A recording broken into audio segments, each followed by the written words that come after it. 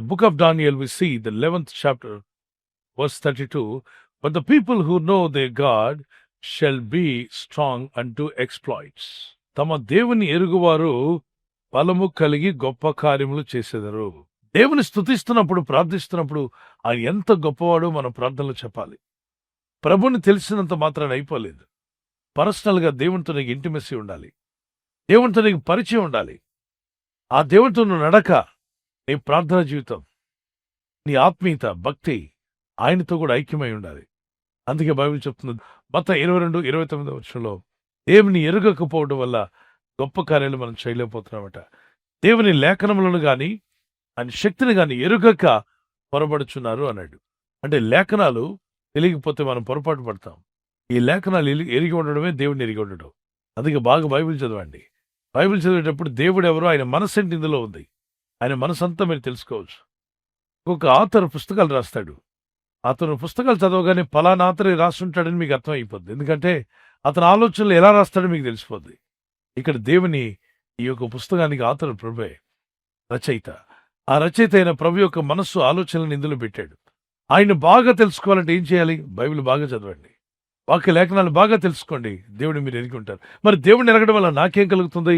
గొప్ప కార్యాలు అనండి ఒకసారి. గొప్ప కార్యాలు జరుగుతాయి. ప్రపంచంలో మానవ చరిత్రలో ఎప్పుడు జరగడం గొప్ప కార్యం జరిగింది మోషే కాలంలో. మోషే ఏది చేసినా దేవుడు విన్నాడు. ప్రార్థన చేసినప్పుడు విన్నాడు. ఎందుకని? మోషే దేవునితో పర్సనల్గా సంబంధం కలిగి ఉన్నాడు. పర్సనల్గా దేవుడిని ఎరిగి ఉన్నాడు. వ్యక్తిగతంగా నువ్వు దేవుడిని ఎరిగి ఉండాలి. వ్యక్తిగతంగా దేవునితో నడిచే వ్యక్తి అయి ఉండాలి. అప్పుడు దేవుడు నీతో గొప్ప కార్యాలు జరిగిస్తాడు. 1000 మందిని ఆయుధాలతో వచ్చినప్పుడు ఏమీ లేకుండా దవడ కొమ్మ తీసుకుని వాళ్ళందరి మీద జయం పొందుకుంటాడు శాంసన్. ఇక్కడ దేవుడిని ఎరిగి ఉన్నాడు శాంసన్. దేవుని ఆత్మ కలిగి ఉన్నాడు కనుక జయించగలిగాడు. దావీదు విషయంలో కూడా మనం చూస్తున్నాం. David defeats Goliath. మరి గొలియాత్ అనే బలమైన వాడిని, కొండంత బరువుగా ఉన్నటువంటి వాడిని కూడా ఈజీగా జయిస్తాడు. అద్భుతమైన విజయాలు దావీదుకు దొరుకుతాయి.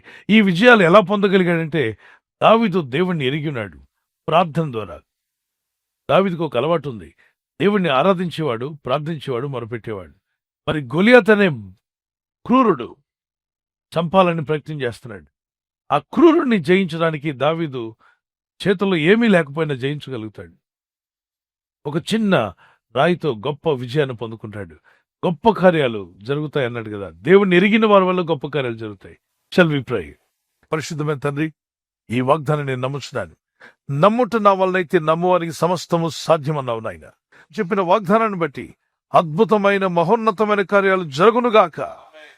వారి వ్యక్తిగత విషయంలో, వారి కుటుంబ విషయంలో, వారి పిల్లల చదువు విషయంలోనూ, యవన కుమారులు, యవన కుమార్తెలు వారి యొక్క ఉద్యోగ విషయంలో, కెరీర్ విషయంలో, వారి యొక్క లైఫ్ పార్ట్నర్ విషయంలో కూడా, వారి వివాహాల విషయంలో ఘనమైన మహిమకరమైన కార్యాలు జరిగించండి. ఈ రాత్రి నెమ్మదితో పండుకొని సురక్షితంగా కాపాడబడినట్లుగా నీ అగ్ని కంచి వేసి మమ్మల్ని కాపాడండి.